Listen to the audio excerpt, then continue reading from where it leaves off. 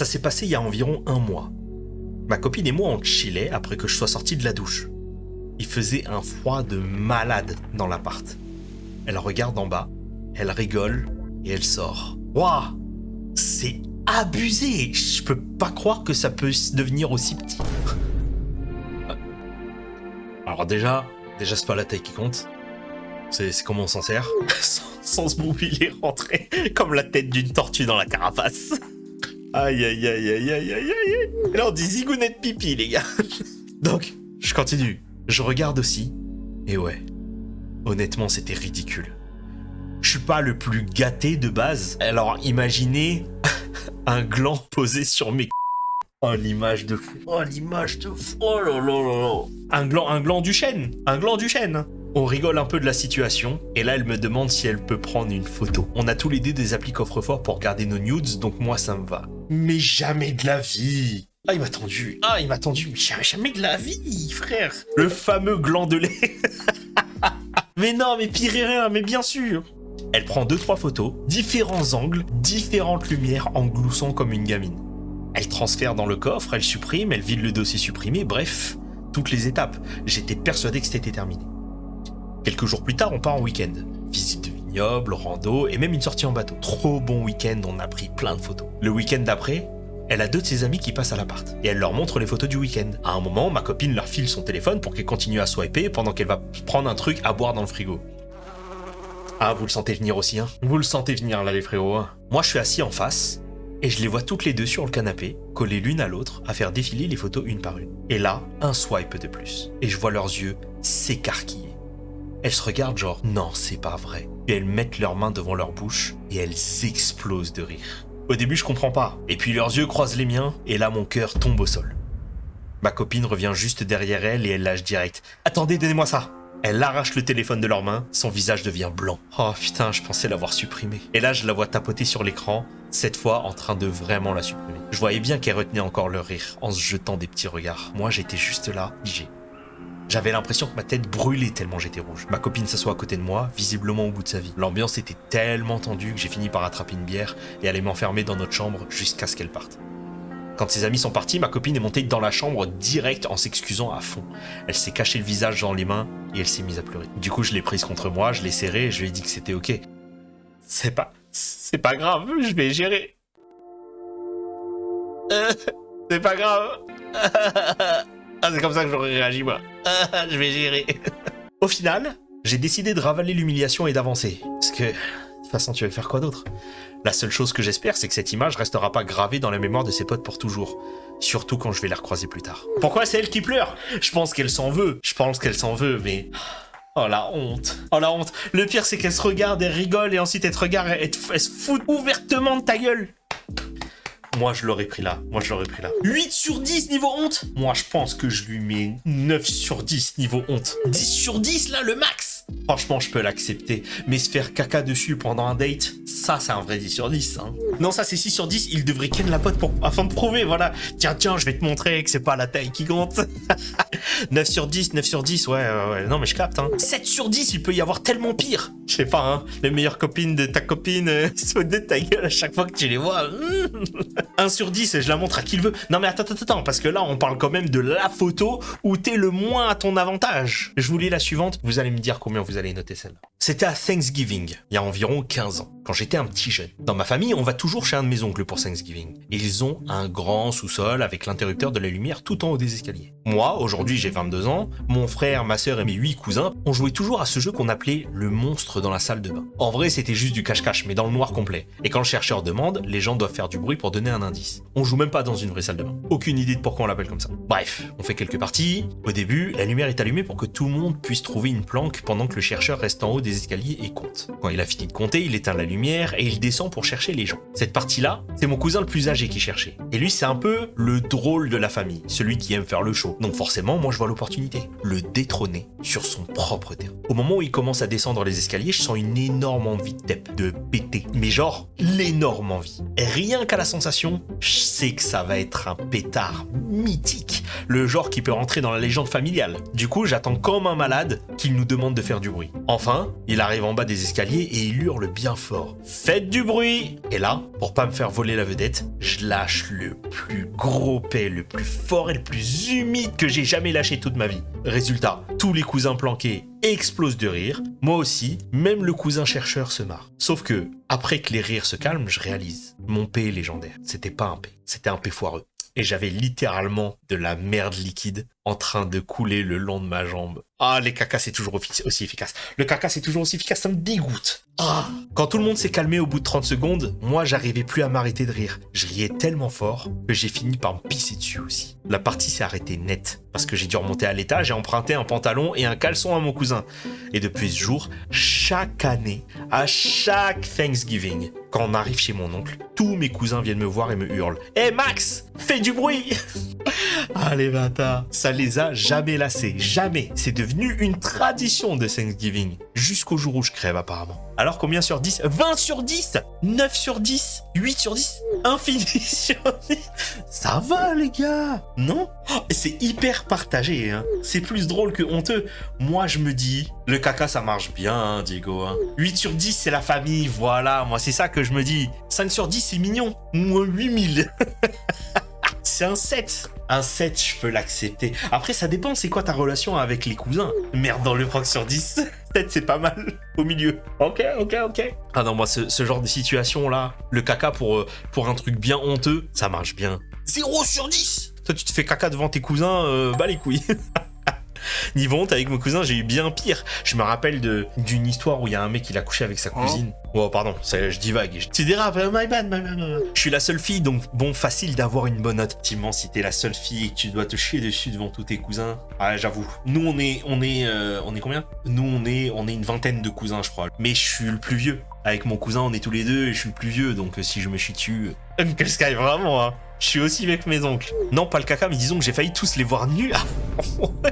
Attends, pourquoi tous? Tous d'un coup, ça? Je raconte la prochaine, pardon. Ça s'est passé hier à l'heure du déjeuner. Je suis stagiaire dans une grosse boîte d'ingénierie. 24 heures après, je rougis encore en repensant à ce moment. Moi, donc je suis une femme, j'ai envoyé un mail au directeur de l'ingénierie, qui est un homme, pour lui demander si ça lui dirait qu'on aille déjeuner ensemble un jour avant que je reparte à la fin de mon stage. On s'échange quelques mails pour caler un créneau, et petit détail important, les mails étaient en espagnol. Et moi je suis pas bilingue, j'apprends juste. Détail crucial, hein. Bref, on finit de s'écrire, et on se retrouve à 11h30 pour aller au resto. Le déjeuner est super sympa, on parle tout le long en espagnol, c'était cool, c'était intéressant, bonne ambiance. Et là, au moment où on est littéralement sur le point de rentrer dans le bâtiment du boulot après le déjeuner, il s'arrête et il me parle en anglais. Ce qui est bizarre, parce qu'on venait de passer genre 1h30 à parler en espagnol. Donc direct, je me dis, là, il veut être sûr que je comprenne exactement ce qu'il va dire. Il me dit, tu sais, t'as dit un truc vraiment drôle dans nos mails. Il fait défiler son téléphone et il montre mon dernier mail. Et là, il me sort. Je sais que c'est pas ce que tu voulais dire, hein, et je respecte vraiment le fait que tu apprennes la langue, mais ça veut pas du tout dire ce que tu crois. Et là, il pointe la dernière ligne de mon mail qui disait « Estoy emocionada para almorzarnos ».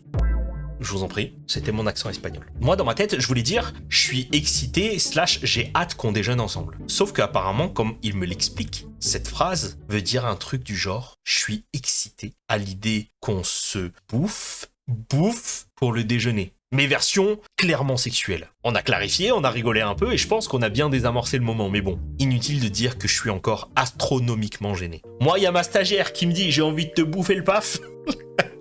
Et c'est trop chiant quand ça m'arrive ça. Moi aussi, des fois, j'envoie des messages comme ça. Je dis « Je vais te baiser mardi », sans faire exprès. Alors qu'en vrai, je voulais dire mercredi. C'est mignon, 3 sur 10, 4 sur 10, ouais, 2 sur 10, 5 sur 10. Moi, je me dis, ça peut arriver. 3 sur 10, Lolika, ok. On est hyper tranquillo ici, hein. C'est une erreur 7 sur 10 quand même. N'hésitez pas à prendre le français dans mes DM d'ailleurs. Ah ouais, ça, franchement, si c'est pas votre langue principale, envoyez-moi des messages, n'hésitez pas, hein. Je peux vous aider, hein. Il savait qu'elle parlait mal espagnol, ouais, voilà, c'est ça. Non, moi, je suis d'accord, c'est tranquille. C'est mignon si le mec n'est pas cringe derrière. En mode, ah ouais, tu m'as dit ça. Ouais, j'avoue que si le mec, il est pas trop cringe derrière, ça va, ça passe. Excuse-moi, est-ce que je peux te bouffer le minou? Après, sinon, demandez à ChatGPT, il parle mieux espagnol que vous, hein. Allez, je vous raconte la prochaine. Vous êtes prêts ou pas? J'avais fait une sieste avant d'aller chez les parents de mon copain pour dîner. Et j'étais encore un peu dans le coton, moitié endormi, moitié déconnecté. Et après le repas, chez eux, c'est la tradition. Tout le monde aide à ranger et nettoyer. Je passe derrière mon copain pendant qu'il commence à faire la vaisselle. Je souris en me disant « Oh, le bon fils, alors qu'il déteste faire la vaisselle !» Et là, je lui caresse doucement le dos, de manière hyper tendre, tout en regardant l'évier et la pile d'assiettes pendant une seconde. Puis je tourne la tête et je vois mon copain et sa mère dans la salle à manger. Et là, mon cerveau met une seconde à connecter les points. Si mon copain, il est là-bas, alors la personne que je touche là, c'est pas lui. J'ai réalisé que j'étais en train de caresser son père. Et j'ai lâché un énorme « Oh !» genre aspirateur humain. Mon copain et sa mère se retournent direct en mode « Hein ?» Donc moi, en panique totale, rouge de honte, j'explique en m'excusant. Je suis désolé, je vous ai confondu, je pensais que c'était mon copain de dos et je vous caressais le dos sans faire exprès. Sa mère et mon copain ont trouvé ça hilarant. Et apparemment, son père, lui, il pensait que c'était sa femme qui lui faisait un petit geste affectueux, jusqu'au moment où j'ai bugué en mode crise existentielle. Moi, j'étais rouge tomate jusqu'au moment où on est parti. Le problème, c'est que mon copain ressemble beaucoup à son père, cheveux très courts, tous les deux, taille et carrure similaires, et ce jour-là, ils portaient tous les deux un t-shirt gris et un jean foncé. Vu l'angle, je voyais pas son visage. J'ai littéralement caressé mon potentiel futur beau-père comme si c'était mon mec pendant au moins quelques secondes. Heureusement qu'elle lui a pas mis une olive, hein. Parce que moi je connais, en général ça se retrouve sur un site noir et orange. Oh non, Stepfather, en général sur le site noir et orange, ils sont comme ça, ils commencent à sortir une main sur le dos et ils se...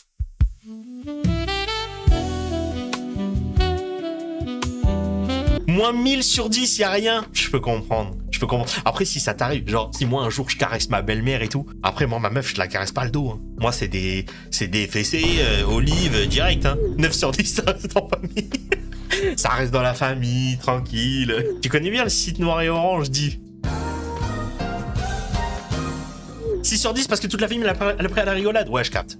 C'est traumatisant, tu trouves, Raptol? Ok, non, moi en vrai, je trouve ça correct. Je trouve ça genre, c'est un 4 sur 10. Genre, il y a tellement pire, ça peut être une histoire un peu rigolote. C'est une 10, mais c'est la mère de ta sœur, tu fais quoi? Oh, bah je sais pas, je la bouillave quand même. Ça aurait été 200 sur 10 si elle avait touché son paf. Oh, mon rêve, elle touche son paf. Enfin, t'as compris, hein. Trop relou. Trop relou quand ça arrive. Et tu vois que c'est le facteur, quoi.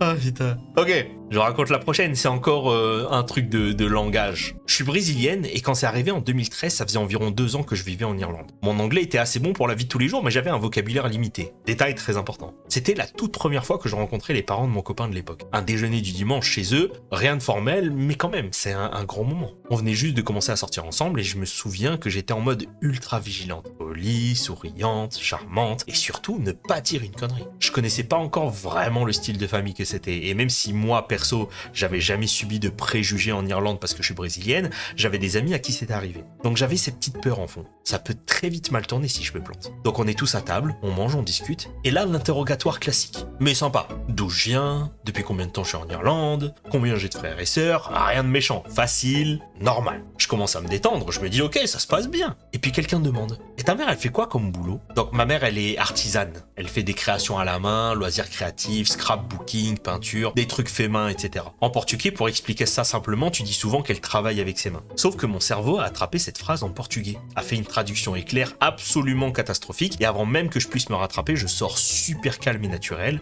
Oh, she does hand jobs.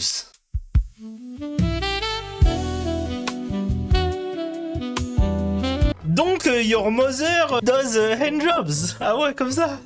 Ma mère l'a...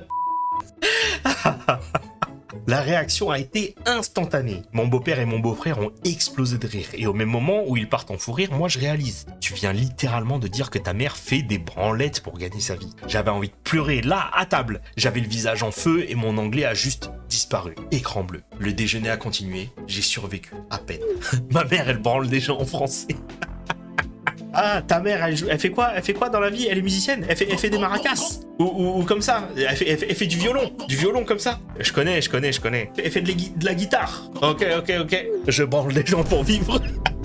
Alors, la note sur 10, 11 sur 10, 7 sur 10, ok, 3 sur 10, je peux comprendre, 8 sur 10. En vrai, si elle disait ça pour sa mère, je trouve que c'est moins pire que si elle disait ça pour elle. Qu'est-ce que tu fais dans la vie? Je fais des branlettes. 8 sur 10, honte de ouf, 8, ok. 6 sur 10, 6 sur 10, 9, 8 et demi, 7. Ok. Donc ouais, quand même plus que l'autre qui touche son beau-père sans faire exprès. En gros, sa mère, elle joue de la... Si elle parlait d'elle, ça aurait été plus honteux. Ouais, je suis d'accord.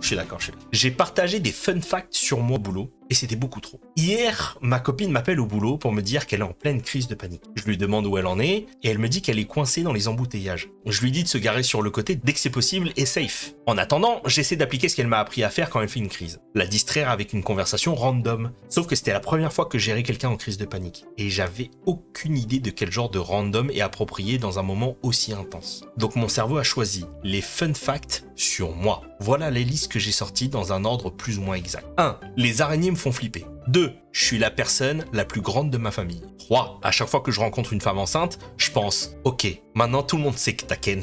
attendez, mais on fait pas tout ça? Je fais des handjobs. Non, attendez. En vrai, putain, je vais me dire ça maintenant. Tu te l'étais jamais dit, quoi? Tu te l'étais jamais dit, c'est vrai? Moi, quand je vois une meuf enceinte, je me dis, ah, ça se met bien. Non. Putain, je suis tout seul. Oh merde. Pardon, c'est moi, je suis bizarre. 4. Mon pire scénario pour durer plus longtemps au lit, c'est d'imaginer Ron Perlman et Danny DeVito en train de se rouler des pelles à poil. Ok? Oh mon dieu. C'est tellement spécifique. C'est Hellboy, je savais même pas que c'était Hellboy. Ok, j'ai l'image, ok. On pensera à ça. Quand vous voudrez pas venir, les frères, vous saurez à quoi penser. Horrible, mais j'ai l'image. 5. Quand j'étais un ado en chien, je baisais un nounours et je l'ai enterré dans le jardin quand il est devenu tout rêche parce que je voulais pas que ma mère ou mon père me posent des questions gênantes sur l'ours tout croustillant. Les gars.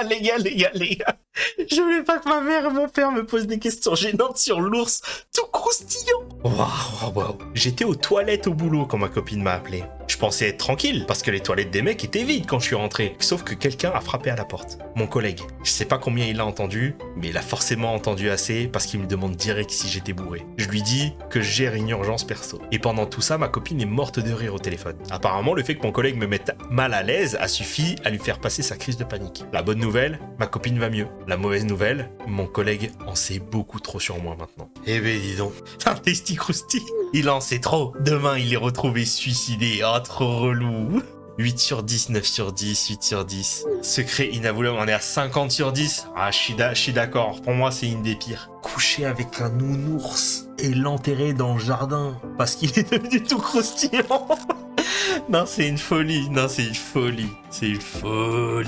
Obligé, ça va se propager, c'est sûr. Quel enfer. Motif de rupture. Je vais me renommer nounours, vous saurez quoi faire. T'enterrer quand tu deviendras croustillant. Alors, c'était l'année dernière. Enfin, en fait, c'est une honte qui s'étend sur plusieurs années. Il y a quelques années, j'ai entendu dire qu'on pouvait... Oula. Attends, pardon.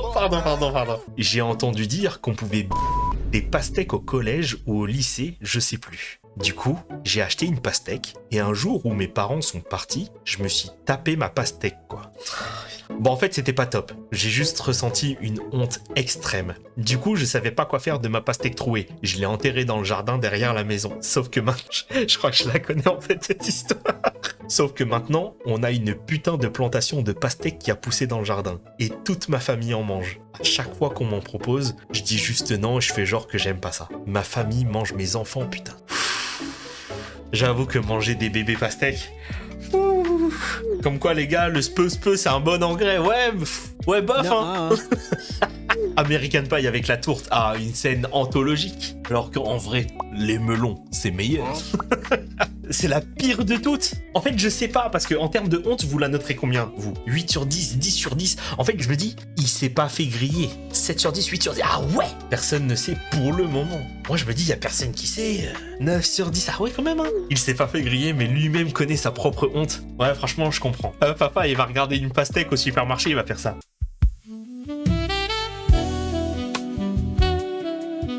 Est-ce que t'arriverais à aller manger ces pastèques? Le pauvre Ango l'oreille en fruit. Je sais que t'es toute rouge à l'intérieur. À l'aide, les gars, j'ai mal aux joues. Oh putain. Oh, j'avoue, elle a fait mal cette histoire. Putain. Après, ça dépend. Est-ce que le mec, il avait mangé un ananas avant? Imaginez, vous êtes en couple avec un mec. Et un jour, vous vous levez parce que vous avez soif. Et vous vous rendez compte que votre copain, il est pas dans votre lit avec vous. Et là, vous vous levez, vous allez dans la cuisine. Et là... Et là, vous le voyez. et une pastèque. On réagit comment là? Si c'est bio, je mange le bruit. En vrai, ça change le goût. Bah ouais, tu m'étonnes, ouais. Je repars me coucher. Ouais, je crois que je dors encore là. Je suis en train de rêver. Faut se méfier de la panière de fruits maintenant. Bah après, ça dépend. Non, en vrai, il y a tous les fruits qui peuvent y passer, les frères, hein, on est mort. Hein. Merci beaucoup d'avoir regardé la vidéo jusqu'au bout, j'espère que vous avez kiffé. N'hésitez pas à liker la vidéo si elle vous a plu, à me dire aussi vos notes là dans les commentaires. Quelle situation vous auriez eu le plus honte? N'hésitez pas à booster la vidéo et à nous rejoindre tous les vendredis soirs à partir de 22 h pour les lives. On est vachement cool, on est vachement sympa. Et vous serez évidemment les bienvenus. Je vous mets le bouton ici pour vous abonner, la playlist là pour regarder les autres vidéos si vous les avez pas vues. On se dit à la semaine prochaine pour la prochaine vidéo. Des gros bisous, vous êtes les meilleurs. Mouah.